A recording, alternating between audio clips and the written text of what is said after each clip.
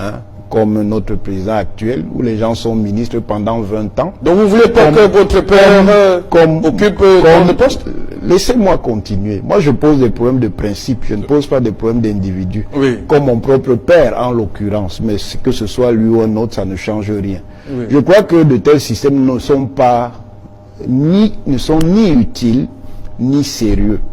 On peut, sur des périodes plus courtes, permettre à ceux qui ont des fonctions de direction politique à exercer, d'être plus efficaces, précisément parce qu'ils savent qu'ils ont un temps limité. Oui. Et on peut organiser nos systèmes institutionnels de telle manière que, dans ce temps plus court, on leur donne plus de moyens d'avoir un impact positif et sérieux sur le cours de notre société. Voilà pourquoi moi, ce genre de système ne m'intéresse pas. Parce que même si vous avez des personnes talentueuses, brillantes, ayant même une certaine orientation morale, pour le dire simplement, bon cœur, dans un tel mécanisme, il y a toutes les chances que ces personnes soient perverties par les systèmes d'intérêt qui se cristallisent évidemment chaque fois qu'il y a un pouvoir, un ordre de pouvoir. Et à un certain moment, elles n'auraient plus ni le talent, ni les qualités qu'elles avaient au départ. Parce que ces intérêts sordides vont les détourner de ces voies-là. Donc moi, je ne crois pas trop à ce genre de choses. Et j'estime d'ailleurs que pour qu'on ait une société véritablement plus stable, au-delà de la stabilité apparente et la stabilité médiocre qui est la nôtre, nous sommes bien stables, mais nous ne sommes pas stables de manière à prendre en charge de façon satisfaisante les aspirations et les ambitions de la plupart de nos citoyens, qu'on ait des sociétés qui fonctionnent sur une autre base que celle-là. Voilà, vous dites, professeur le docteur Ronan Guinée, qu'un intellectuel doit exercer une fonction critique vis-à-vis de la société dans laquelle il vit. Hein, une fonction critique qu'il expose bien évidemment à d'éventuels démêlés. Et que pensez-vous donc de ces intellectuels qui ont décidé de marcher avec le pouvoir? D'abord parce qu'en gros, s'il peut y avoir des intellectuels de pouvoir, tous ceux qui sont au pouvoir et qui font fonction d'intellectuels de pouvoir n'en sont pas. N'en sont pas. Même l'intellectuel de pouvoir a une ligne critique. Il met simplement son esprit critique au service d'une orientation politique.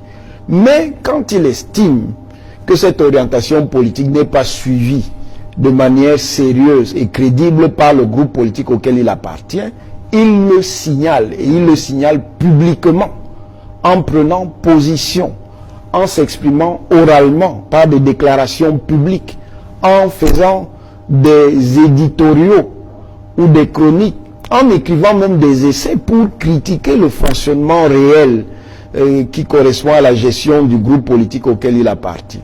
C'est ça un intellectuel même de pouvoir. Il critique et puis ensuite il dit à ses amis politiques: j'ai fait les critiques, voici donc les solutions qui peuvent permettre de corriger ce qui m'apparaît comme ne fonctionnant pas dans le cadre de notre gestion politique. Ceux qui tiennent lieu d'intellectuels de pouvoir, en fait, ne sont pas des intellectuels. Vous les appelez ce sont des clercs. Oui. Je ne dirais pas les courtisans parce que c'est désobligeant. Ce sont des clercs. Le clerc, c'est quoi? Le clerc, dans les ordres politiques et sociaux du Moyen-Âge en Occident, c'est quelqu'un qui met son intelligence, son savoir, ou ce qu'on va appeler beaucoup plus tard, hein, disons 19e, 20e siècle, son expertise, au service d'un pouvoir.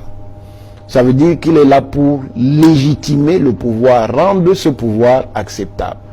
Il peut avoir des compétences intellectuelles, il peut avoir des aptitudes intellectuelles, mais sa manière d'agir fait qu'il n'est pas un intellectuel. Il ne faut donc pas confondre le clerc, celui qui fait partie de la cléricature, parce que clerc, ça renvoie à la fois à cléricature et à clergé. Il ne faut pas confondre le clerc avec l'intellectuel.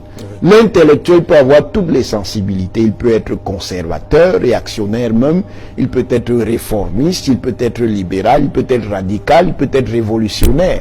Mais il a toujours la fonction critique quand ils examinent la réalité. Voilà, docteur Wona, vous pensez que c'est faisable chez nous, dans d'autres sociétés? Bon, si vous estimez que ce n'est pas faisable chez nous, ça veut dire que chez nous, les conditions de la liberté, les conditions culturelles de la liberté, les conditions morales de la liberté n'existent pas.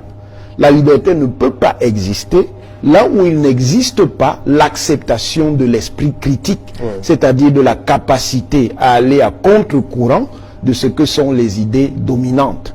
Maintenant, on peut tout à fait réguler cet esprit critique, mais on ne peut pas complètement le supprimer. Quand on le supprime, on est donc dans une société qui est complètement dogmatique, et le dogmatisme, en fait, c'est l'esprit des sociétés répressives, pour ne pas dire dictatoriales. Voilà. Le Cameroun n'est pas une dictature. Le Cameroun est une dictature, mais c'est une dictature libérale. Parce